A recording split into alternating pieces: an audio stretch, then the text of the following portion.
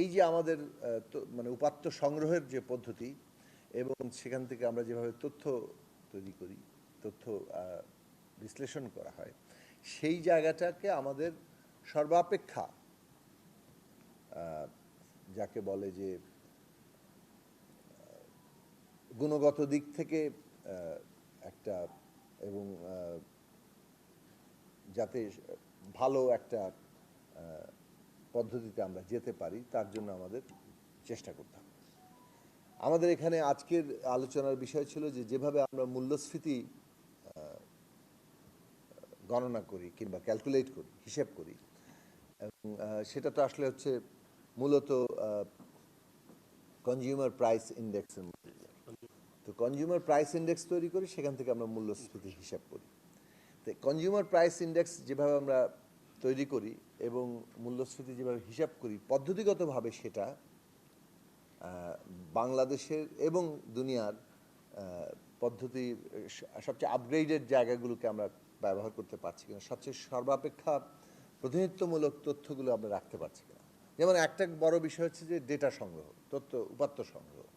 তাহলে আমরা সেই উপাত্তগুলো আমাদের বাস্তবতার প্রতিনিধিত্বমূলক হচ্ছে কিনা, সেইটা যাতে আমাদের পদ্ধতির মধ্যে পরিষ্কারভাবে থাকে। তারপরে সেই মানে উপাত্তগুলো বিচার বিশ্লেষণ হবে। সময়ের সাথে সাথে দেখা দেয় নিত্য নতুন প্রয়োজন। রেডি থাকতে হয় প্রতি মুহূর্ত। তাই এলো ইনোভার, যেন আপনি লাইফে থাকেন রেডি প্রতিদিন। ইনোভার, ডিজাইনড ফর নাও।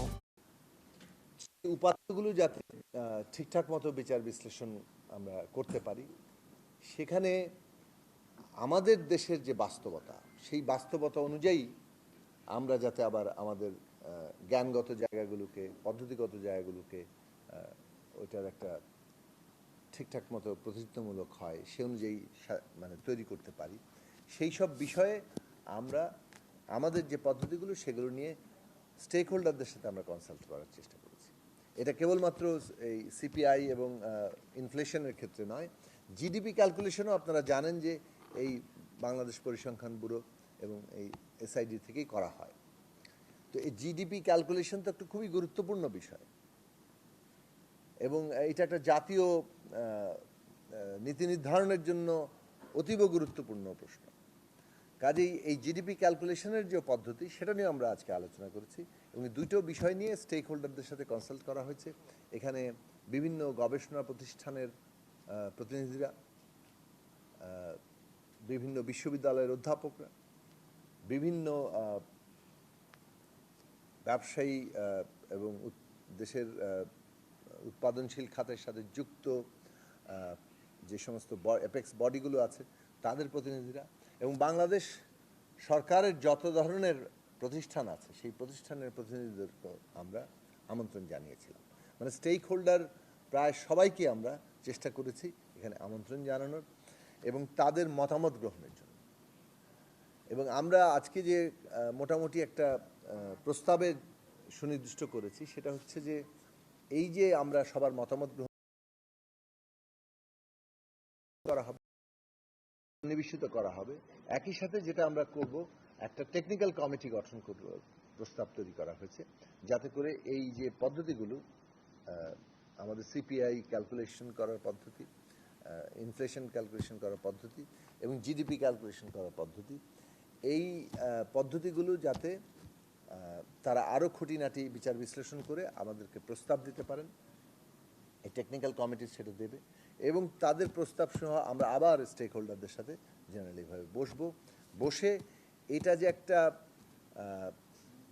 মানে এই আমাদের হিসেব করার পদ্ধতি, বিচার বিশ্লেষণের পদ্ধতি যে একটা খুবই স্বচ্ছ ভাবে যাতে আমরা রাখতে পারি এবং এইটা প্রতি মুহূর্তে আমরা যাতে এটাকে আরও উন্নত করতে পারি, যাতে আমরা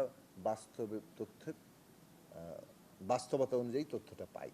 তো সেটা হচ্ছে আমাদের সরকারের দৃষ্টিভঙ্গি এবং সেই অনুযায়ী আসলে আমরা কাজটা করার চেষ্টা করেছি।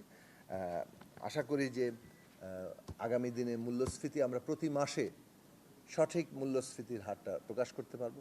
আপনারা ইতিমধ্যেই জানেন যে সরকার পক্ষ থেকে মাননীয় প্রধানমন্ত্রীর নেতৃত্বে মাননীয় অর্থমন্ত্রী মহোদয় তিনি 26-27 অর্থ বছরের বাজেট প্রস্তাব করেছেন এবং সেখানে বলা হয়েছে যে আমরা মূল্যস্ফীতি 7.5-এ নামিয়ে আনতে চাই এই অর্থ বছরের মধ্যেই।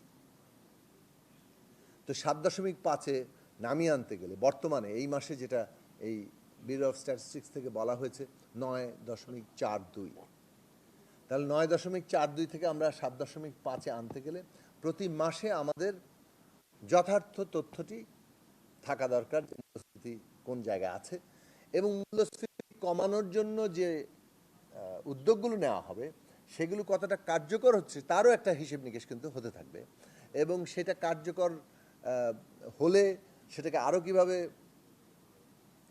এগিয়ে নিয়ে যাওয়া যায়, কোনো কোনো ক্ষেত্রে কার্যকর না হলে তাহলে আমাদের পলিসি চেঞ্জ কিভাবে করা যায়, আমাদের কী ধরনের উদ্যোগ নেওয়া দরকার, এইসব বিষয়ে সরকার সিদ্ধান্ত নিতে পারবে। সুতরাং আমরা মনে করি যে যথার্থ তথ্য উপাত্ত আমাদের নীতি নির্ধারণের ক্ষেত্রেই অত্যন্ত গুরুত্বপূর্ণ এবং সেই অনুযায়ী আমরা ভূমিকা গ্রহণ করব।